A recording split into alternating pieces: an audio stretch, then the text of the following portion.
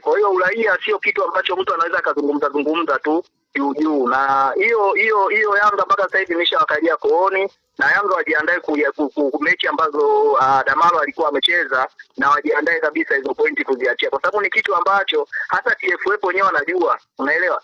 Hata TFF wanajua, hata ukienda uhamiaji wanajua programu ya kumhamisha mtu kumpa uraia inajulikana.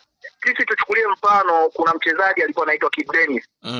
Kid Dennis ni raia wa kuzaliwa wa Kongo, lakini walikuja Tanzania muda mrefu, akawa wanaishi kule kambi ya wakimbizi kule, unaelewa? Kwa hiyo kakulia makuzi yake huku, kasoma huku Tanzania, unaona, kile akiwa akiishi kwenye kambi ya wakimbizi. Kwa hata kipaji chake kimetolewa kuanzia kule, unaelewa?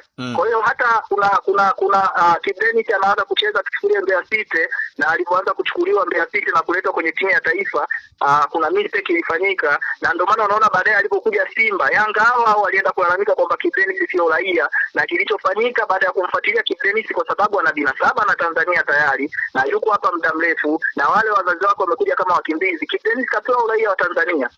Unaelewa? Kwa namna nyingine, kwa hali ya haraka Tanzania tunasema hatutaki uraia pacha, lakini ukimwangalia Kid Dennis tayari ana uraia pacha na Kongo na Tanzania, lakini tunachukulia kwa sababu yeye ni mkimbizi na walishakuja huku muda mrefu na wako hapa na maisha wanafanya huku Tanzania, kwa sababu Kid Dennis sasa ni Mtanzania. Unaelewa? Lakini sasa kumchukua